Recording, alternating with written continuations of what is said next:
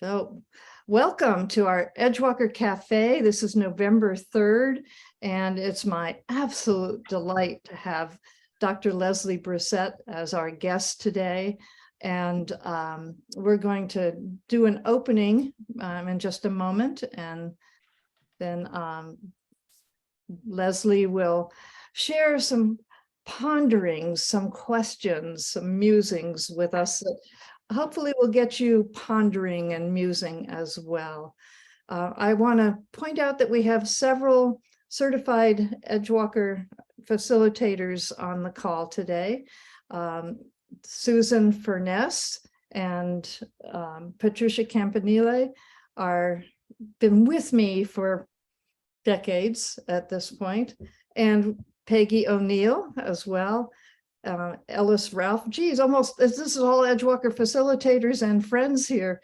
And Emily and Debbie are going to be certified as Edgewalker facilitators in another week. So we'll be welcoming them to the leadership community. And so we're just so happy to have you all here. So I am going to turn it over to Debbie for our opening contemplation.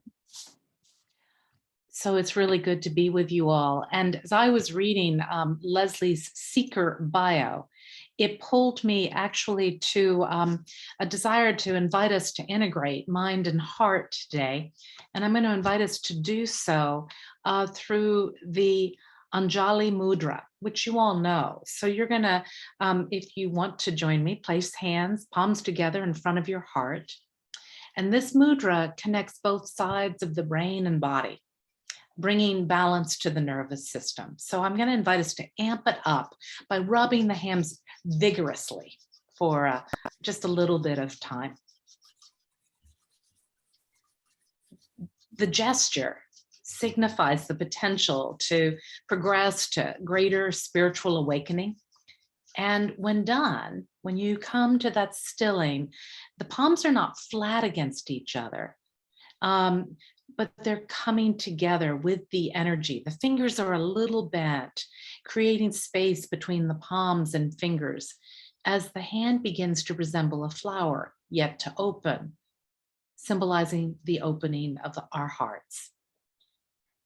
And with this, I want to bring some words from Patanjali, wisdom from the 1st century. When you are inspired by some great purpose, some extraordinary project, all your thoughts break their bonds. Your mind transcends limitations. Your consciousness expands in every direction, and you find yourself in a new, great, and wonderful world. Dormant forces, faculties, and talents become alive, and you discover yourself to be a greater person by far than you ever dreamed yourself to be. Now I'd invite us to, keeping pinkies and thumbs together, to open up into what is called the Lotus Mudra, in an attitude of receiving the amazing gifts that Leslie is here to offer us. And then bring your fingers back together to rest against your heart, that you might fully receive this time. Namaste.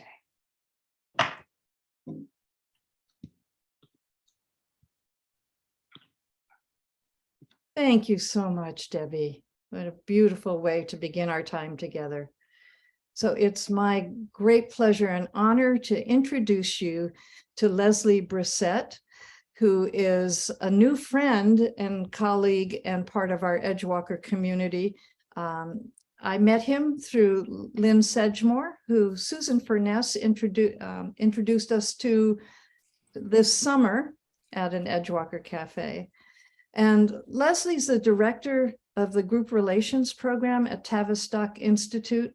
When I read that in his title, I went way back to when I first was studying things about group dynamics and organizational leadership and organizational systems. And the original research and change and transformation really all started at Tavistock Institute in 1947. So we're going back 75 years for the pioneers in the field. And Leslie has been a pioneer in that field for his whole life. And it's not only the career and professional work he's done in that kind of role, it's the seeker, the man who's so curious and full of big questions that he's going to be sharing with us today, that I hope will be really provocative and uplifting and expand your sense of possibility. So welcome everybody, but especially Leslie, welcome to you. We're so looking forward to what you have to share with us today. Thank you so much, Judi, and nice to see you all, wherever you may be on the planet. This is one of the great gifts of being connected through technology, that we can all be together in the new territory, in the land of time, which is on our screens. So nice to see you all. I'm down in Orlando at the moment. And so what we thought we would do is just begin with sharing with you some of my thoughts. And I'd just like to say, Deborah, that opening moment really took me right back to a point on my seeker journey, which was an experience I had in the National Gallery in London. I was in one of the rooms and I looked down the hallway and I could see a three-dimensional pose with these hands coming into the room. And when I walked up to get a close look, and I was with some people, and I said, "Can you see this?" And they said, "No, Leslie, what are you talking about?" I said, "This picture is three-dimensional." We got up close to it, and it was a painting by Sassoferrato called The Virgin in Prayer. And it's not a very big painting, but it was so vibrant. I sat there for 3 hours with this Virgin in Prayer, and her hands are like this. And as I was sitting, it was as if I could have put my hands in between her hands. And so I take that as a sign of something significant, that that's what you opened with today. So thank you. So if I share screen, you should be able to see this. Can you see the slides? This says, "Is this the beginning of the end, or an end to beginnings?" Revelations in the group. Yeah, awesome. So this question, I think, is really timely for us as we are on the edge of whatever is happening in the world, in all different parts of it. There are things coming to an end or things about to begin, and we're not quite sure if it's a complete destruction or a massive creation. So there's a point that could go in one of two directions, and how we find our way through it, I think, is what it means to be on the edge. So walking that edge between radical emergence and way clearing is one way of thinking about it. But if we can gather together this idea that the spiritual and the secular can be integrated, so that we don't have to live split off in our day-to-day situations, whatever the contexts are that we appear in, that opens a doorway, I think. And that doorway, for me, is the group.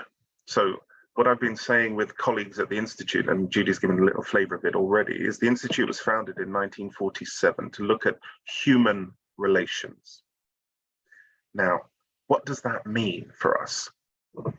Because many of us think that being human is being bipedal, standing upright with a spine and looking through these front-facing eyes. But many of us are doing things that are beyond inhuman in terms of what we do to each other, in terms of the systems that we create, in terms of the way that we are navigating our relationship with non-human earth dwellers. And so I think there is something that raises a question, actually. What is it to be human? And is living in these bags of skin enough of a way to identified. So when I think about my role in the group relations program, our questions are not just about groups and how groups relate. I think it's about how do we make meaning of our existence in this time with other people who share our physiology, but also with the context in which our physiologies are relating. And I think this was embedded in a way in the original Tavistock ideas, but we focused at the level of intellect and task rather than thinking actually what does it mean to be meaning-making beings coexisting in a context which itself might be meaning-making, even though we attribute all sentience to humans, but not to others.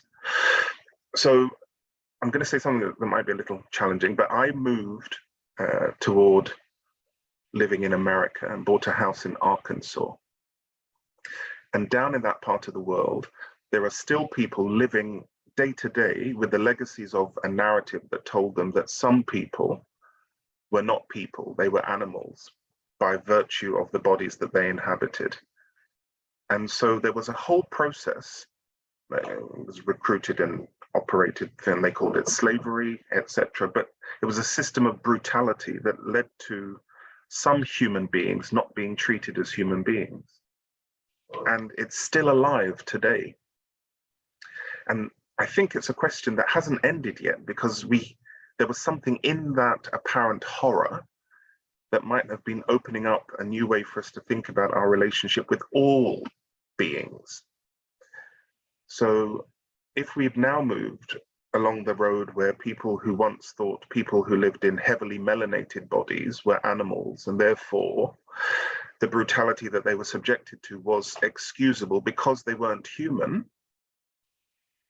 then might we be thinking about extending our definition of human to pigs and cows and sheep and other animals? And perhaps then the brutality that we subject them to might also change. Now, it's a difficult one to hear, because I'm not saying that the original slave owners and the slave system was right in treating human beings as animals, but I'm saying the mindset that can split off a relationship with an other being and subjugate them is still alive today. We call it the meat industry, we call it the forestry industry, we call it the oil industry. So all of the extraction industries are holding still some of that dynamic of splitting that says there is me and not me. There is sentience and non-sentient. And maybe that's not true. So maybe intelligence is something that is located in multiple places, in multiple times, and that the idea of the group as a whole, which is a Tavistock term that says whenever a group of people gather with a shared task in mind, they become a group, and the group itself becomes an entity that operates through the apparent individuals in that group. So when you're in a group, your thoughts, your feelings, your responses, your actions do not belong to you, the person boundaried by your skin. They belong to the group, and therefore we all become doorways through which the groups operate.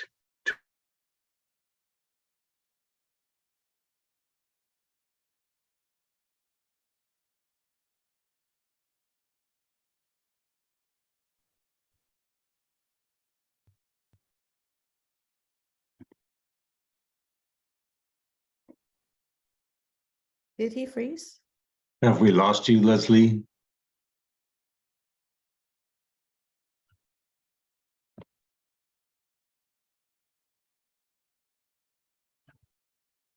I think when you're frozen, you don't know you're frozen. No, you don't. And I can't. Let's have a look, see if I can help. Maybe in the chat, let him know. Or let him know he's frozen. Oh, I think we lost him completely, so he'll come back in. He Right. will. Yeah. Okay, so what an interesting segue, Judi. Yeah, he's unfortunately correct that some of us humans are still treating some of us humans that way. Mhm. And we'll see how far it goes on Tuesday. Oh, really? Wow. Think Yeah, positive. Let's create a positive reality. It's like, what does it mean to be human, and what is the power of our mind? As we wait for him to come back in, I'm struck by the term sentience, and thinking of, I'm a dog lover, and I know some of you are as well, and the sense of connection I've had with the dogs that have been in my life, and the lessons I learned from them, to start thinking of them as sentient beings. And if we thought, what was his term? Highly melatonized skin. If we think of people with dark skin as animals, and we've now moved some progress towards seeing them as human, then animals, if we think of animals as animals, and we start to think of them as human, as beloved beings, it's so much changes in our diets, in our relationship to our pets, into the agricultural business. There's just lots of profound implications in that shift in consciousness. And in addition, Judy, as long as he's not here, I'm happy to share yesterday at the Better Man Conference in San Francisco and New York, where there were actually mostly straight white men who were at least progressive enough to be open to trying to learn. And there were many, many, many learnings. But the biggest one for me was the concept of power, a word you just used, Judy.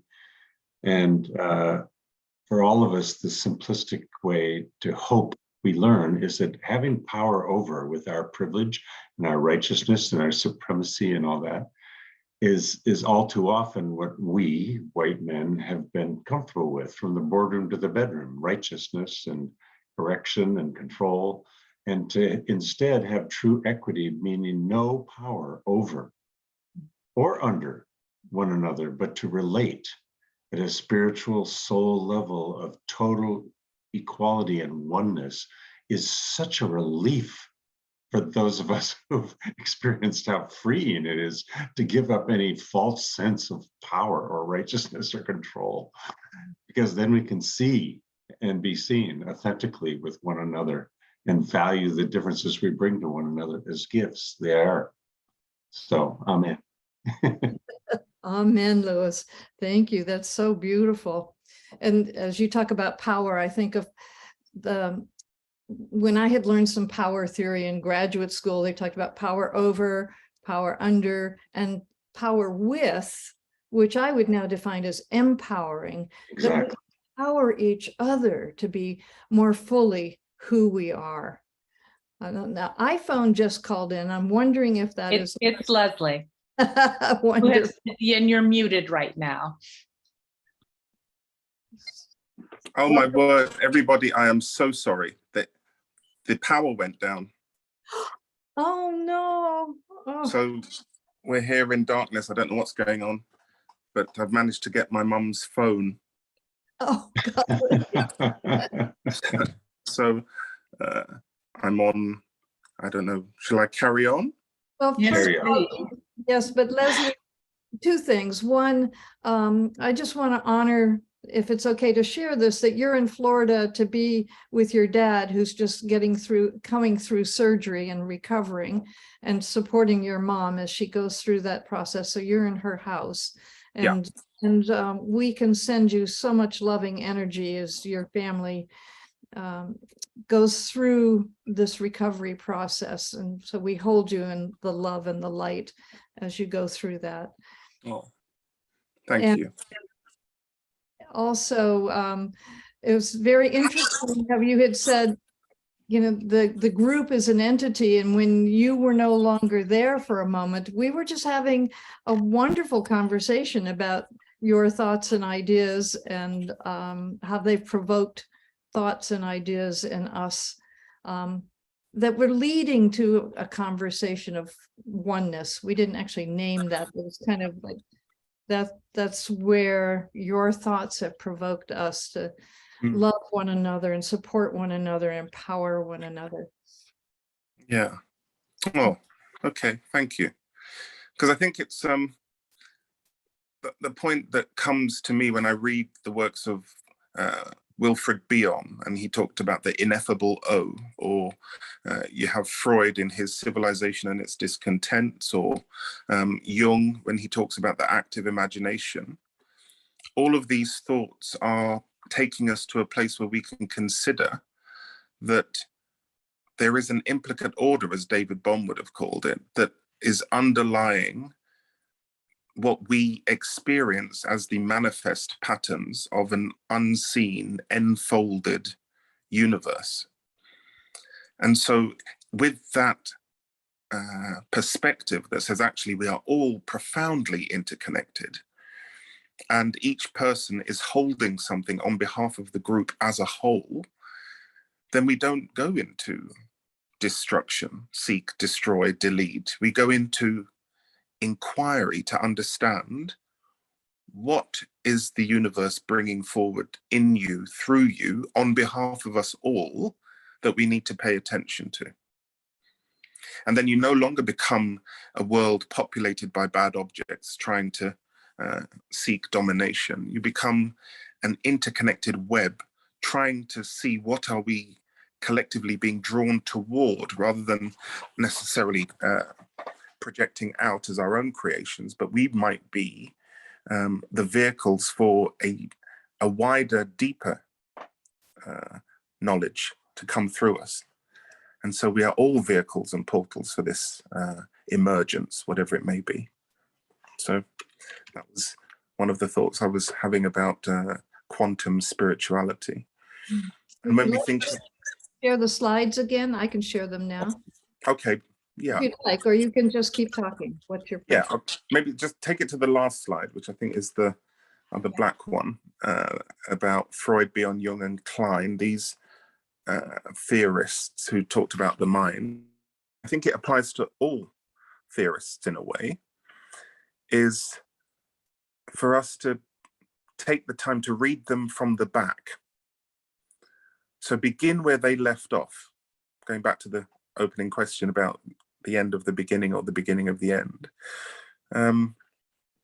If we see each of us as a portal, but life is pouring itself through us over our life course in these 3 dimensions, then the thoughts that we encounter and take the time to document are like a record of our unfolding, of that emergence. So too often we get stuck arguing over the early works of somebody rather than focusing on, well, where did they get to? You know, and if you read Freud, where he got to was Moses and monotheism. That's where he ended his work. So, and there's some very difficult things he speaks to in there. Likewise with Jung, he got to the Red Book, where he was effectively living in a constellated world of internal, non-physical entities. And he spoke really candidly, and he got labeled at the time as being somebody who'd lost the plot, but maybe he was finding the plot at that point. And likewise, Melanie Klein, when she was talking about envy and gratitude, she was saying there is something embedded in our capacity to be grateful that can transcend and transmute envy, which is the thing that keeps us fighting all the time. So it's just an invitation to us really to stay not knowing and questioning the things that we take for granted. So this, at the moment, for me, there's an assumption about the world that we live in. We all have the same Google Maps image in our mind of what planet Earth looks like. I'm not a flat earther, just to say that first off. But the size of the Earth and the countries that make it up, we don't have an accurate representation anywhere of them. And I think it's because it so distorts the very small portion of the world that is taken up by Europe. But Europe is dominating the world from a very small place. And rather than own that, it's seen as, I think, something of shame. And so they shrink it in the maps.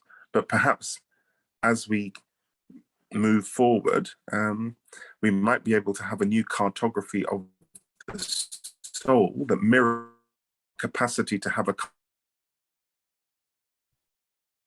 perennial adage, as above, so below. Until we're through the lies that have become our truths, we will always be a bit lost, perhaps. And I'm holding a little to the fantasy that maybe if we can face the lies, new truths will emerge.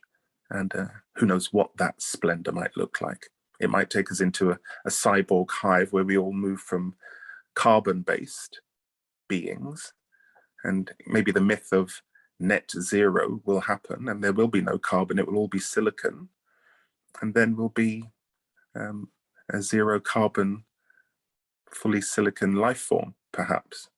Or we'll realize that we don't need zero carbon, we just need a more hybridized or dynamic carbon. That means we can work out how to live together rather than running the zero-sum game. So I'll pause there, I think. Thank you, Judi, and thank you all for your patience. Thank you so much.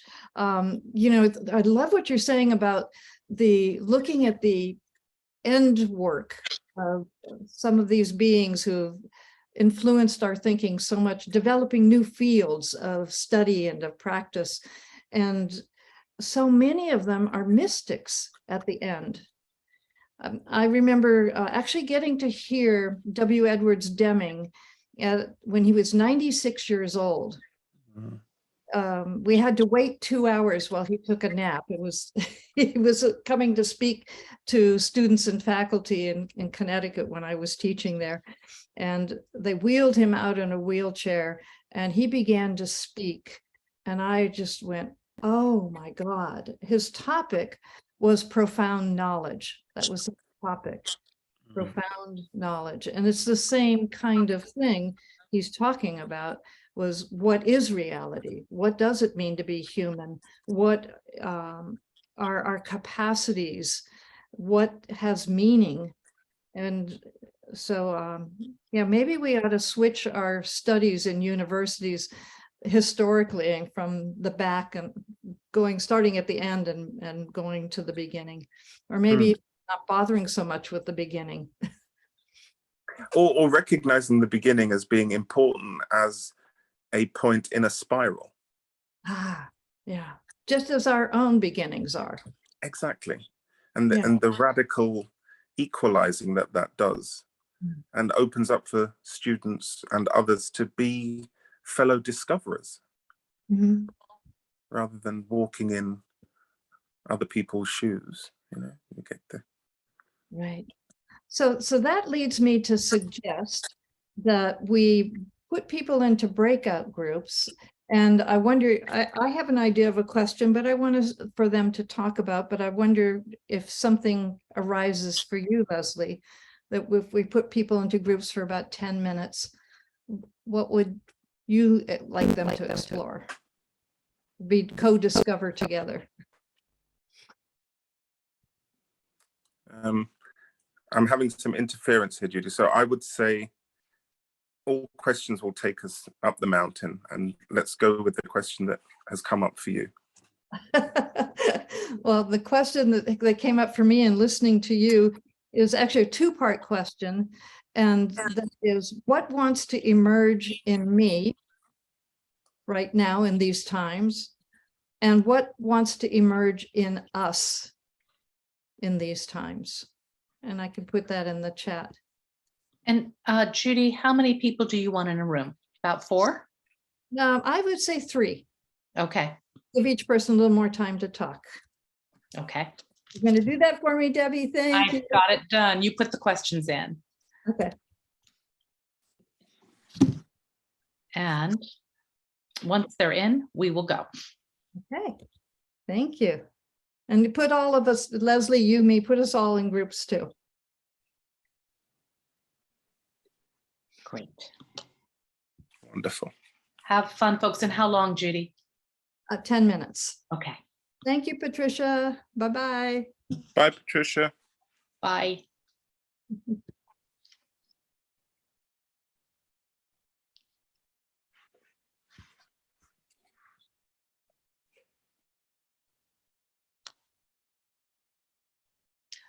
Oh, I guess you and I have to go join a room. Okay, Okay. so I just go pick a room and join. I see. Yeah. I've never done this. I know. So, so if Chris and Dallas are in a room together, and then because somebody dropped out of their room, and then Lewis and Leslie are in a room, so we should go to one of those two rooms. Which one do you want? I'll go with Chris because I want you to spend more time with Leslie. Okay. Okay, bye. Bye.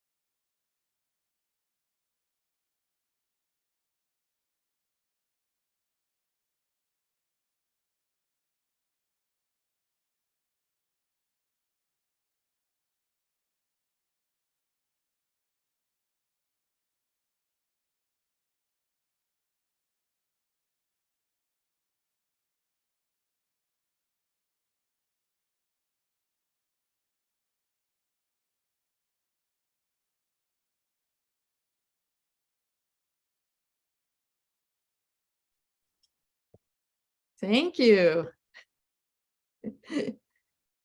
Thank you for managing that, Debbie. You are very welcome. Welcome back. Hi, Sandra. Welcome. So let's just do kind of popcorn. One thing that jumped out of your breakout time together, something that you took out of the conversation that you'd like to share with the group, like a sentence, so that everyone has a chance to share quickly before we wrap up our session today together. One thing you took away from the conversation. I would say that Leslie and Deborah and I discovered very quickly our simultaneous oneness and uniqueness as a gift to one another. Thank you, Leslie. That was really super. I'm going to follow that on and say that Julia and Dr. Blondance and I opened different doorways into the conversation. So we each came in from a different door, but somehow very quickly landed in the center in a point of integration and oneness. Thank you.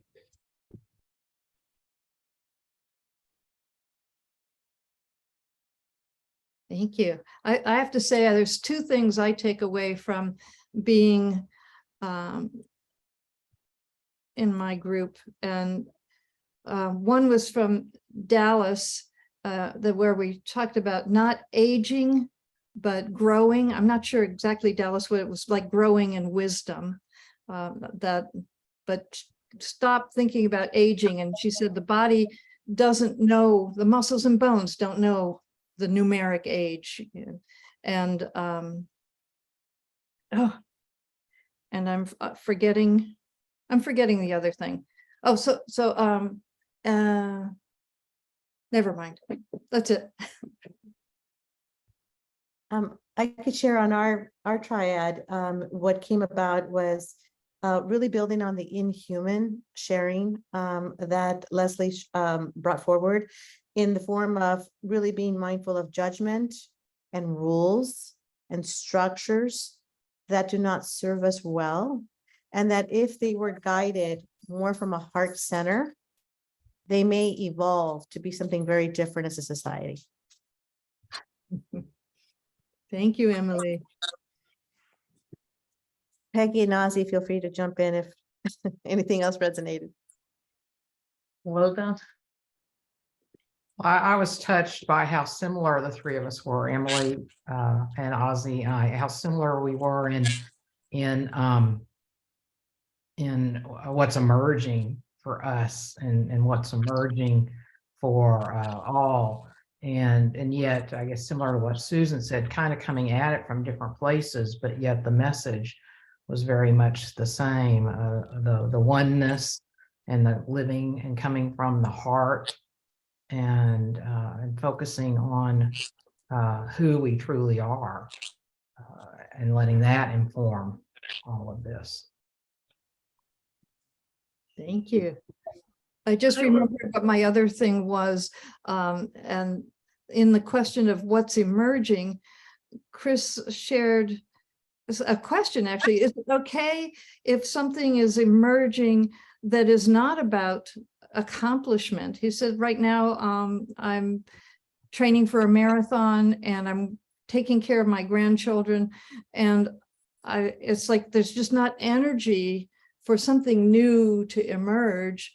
Just being in the present with what is, and that really struck me as a wonderful permission, because we so often, especially me, I think it's like, I'm always like doing this and accomplishing that and doing. And Leslie, your word brutality struck me. Sometimes we're brutal with ourselves of what we think is expected of us. And so to just be, even if being tired is what you are, just being with that is very powerful. So take that away from our conversation. Yeah, I think that's a wonderful thing about the, the idea of the emptiness of all of the actions of the world. You know, in Ecclesiastes, it came up in our conversation about wisdom. What is wisdom? And I thought it's beautifully described in the book of Proverbs, if you read that. But in Ecclesiastes, you know, opening, vanity, vanity, all is vanity. And for all of us, how do we remember that everything is an act of vanity on one level, and it's as meaningful as it. And that, I think, is part of the paradox of how do we meet Chris's point about just being where you are. And I think that was another point in our conversation, Judi, in preparing for this cafe, was one of the issues that I have contemplated often is that the last great taboo is the one on death. So what if what they're describing as the junk DNA, which is 80% of our DNA, what if that is something that's awaiting emergence that might actually change the way cells die, and therefore the way bodies die, if at all? Perhaps it's possible that the last great taboo, that we all die, might not be true. I can see Lewis laughing. Lewis has been in many of our Edgewalker cafes and was our speaker at one point, sharing his 3 near-death experiences. So Lewis has a lot to say about not dying or what is death and changing that whole idea. And we talk in Edgewalkers about that being one of the most profound edges we can walk between. The edge between living and not living. Or what is living? I mean, you talk, Leslie, about what is human. Well, what is living? Yeah, I think there's something about what does it mean to be incarnated, perhaps, which is often what we mean when we're talking about living. Maybe we're really talking about what does it mean to be incarnated and to be disincarnate. Yeah. Thank you. Others who want to share what came up in their group, we'll do 5 more minutes of share. Well, 2 more sharings, actually. Let me think about that, because we got a couple more things to do to wrap up. Someone who hasn't shared. I will speak to our group, Douglas and Monica, and it was a pleasure being with both of them. And one of the things I took away was Monica's, we make the future as we go, co-creating, co-emerging. I liked that. Yeah. Beautiful. Thank you. Thank you, Susan. And Julia, do you have any more roundup for our group?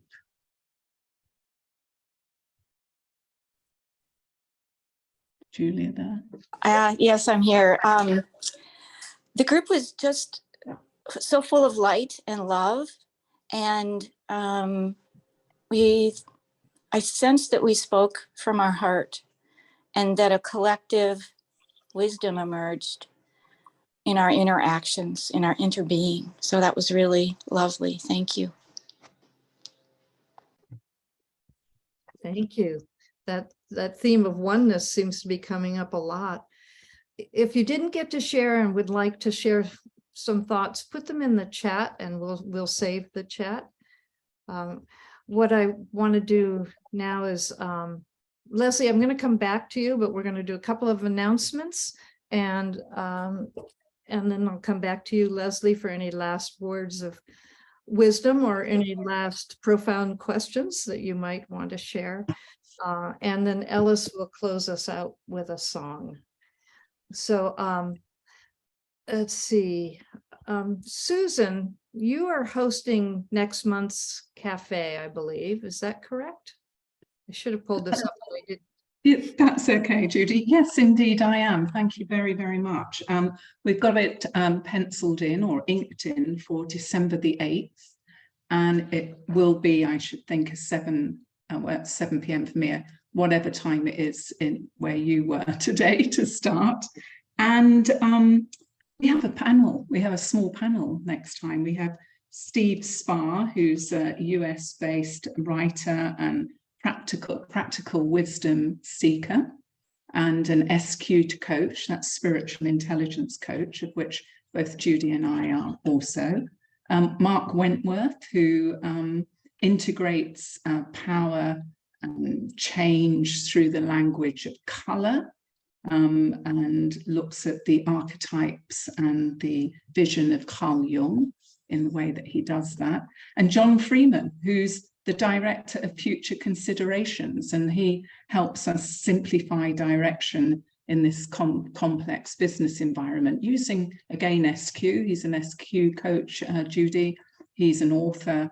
He uses polarities and spiral dynamics. And Leslie, thank you for using so many polarities today. I love the power and the dance of polarity. That really spoke to me. And I love those open-ended questions as well, you know, not really making a statement, but sort of putting a question mark on the end of everything so that we can find truth in observation, not opinion. So we're not sure what we're going to talk about, although we've got this wonderful title, Judi, that is the difficulty of simplifying what we do. So we're going to have a go at that on December the 8th. Thank you, Judi. Thank you, Susan. Thank you so much. And I want to just recognize again the people who are in the Edgewalker certification program, that Emily, and raise your hand when I say it's just so people can see, Emily and Monica and Sandra. I think that's it. We have a class of 6 people right now, and they'll be graduating in a week or so. And an announcement is that we'll be opening another Edgewalker certification program after the beginning of the year. And so if anyone's interested in being certified in how to use the Edgewalker profile and to go deeper into the Edgewalker work, there'll be programs after the first of the year, all virtual. So Leslie, let me turn it back over to you, and thank you so much for your deep and provocative questions, and anything that you would like to share with us before Ellis closes us out with a song. You're muted. Aha, if I could work out how to, I don't have an iPhone, I don't understand them. Anyway, I just wanted to say again, thank you, Judi, and thank you all for taking part in thinking together.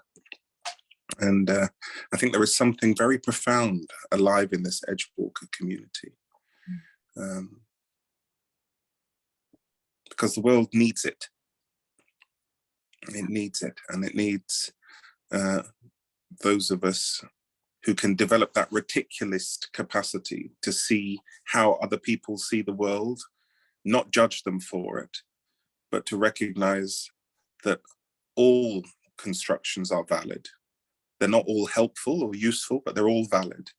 And we can make something happen by holding that capacity to see all the pieces, the kaleidoscopic thing. And thank you, Judi, again, thank you all. And may you be filled with what you need. Yeah. Thank you, Leslie. You are a true Edgewalker, and your questions and your ponderings and your stories help us to walk our edges more clearly and more profoundly so that we can help others as well. So thank you for all you are. And we hope you'll join us more often. I'd like that.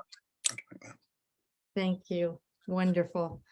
I'm going to turn it over now to my husband, Ellis Ralph, who is going to carry us out from this space to our whatever our next spaces are with a song. Okay.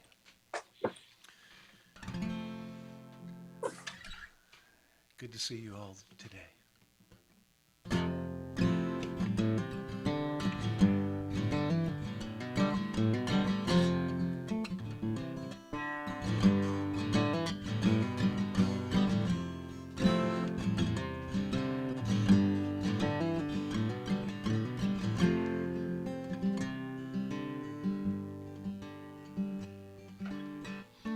When I was a child, sometimes I loved to slip away from everybody's prying eyes. Alone I'd make my way into the woods, upon the ridge to the very tallest tree that stood up like a monolith high above the canopy.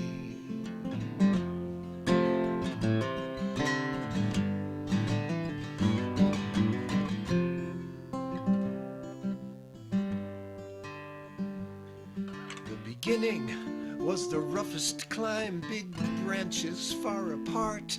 It was tough on my body and mind to make it past the start. But in higher branches, just my size, I'd rise effortlessly. I'd climb so dangerously high, like the angel on that tree, and I could see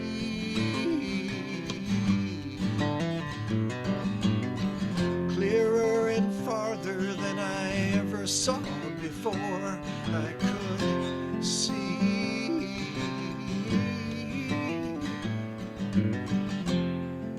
horizons so bright. Looking back from above, there is so much more I could see rising in the light. After I was fully grown and on my own in life, weekends I loved to roam the peaks and mountainsides. Each climb began with tiring steep hikes up the stone, but the energy above timberline I could feel in my bones. I could see nearer and farther than I ever saw before. I could see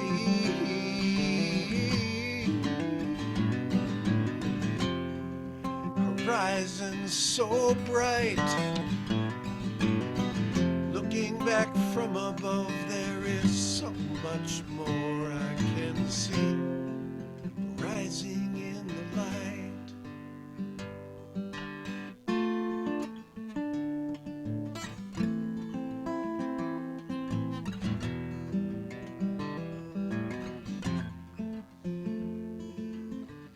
Nowadays my getaways are of a different kind.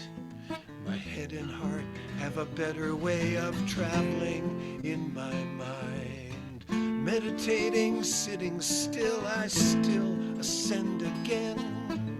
Transcending, if you will, my eyes closed, I still sense I can see clearer and farther than I ever saw before. I can see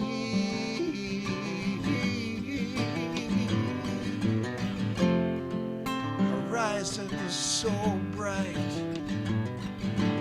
Looking back from above, there is so much more I can see rising in the light.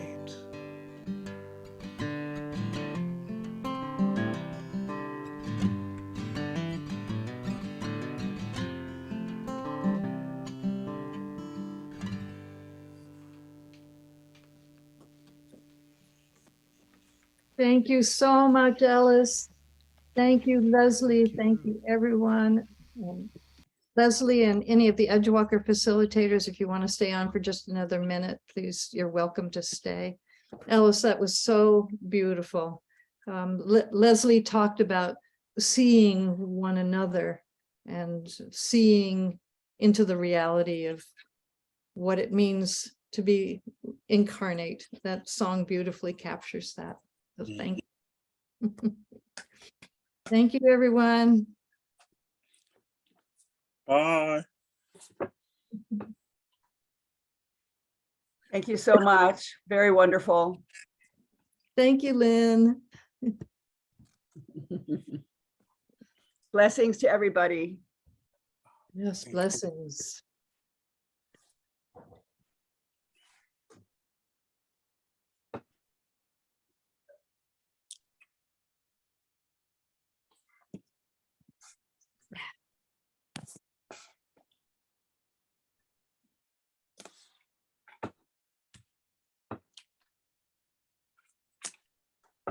Just checking, you said that the Edgewalker facilitators wanted to stay on, or was there a Yeah, unique? just to say hello. Yeah, Oh. Edgewalker facilitators. Okay. We're still on record, Judy. Oh, thank you. Now stop that.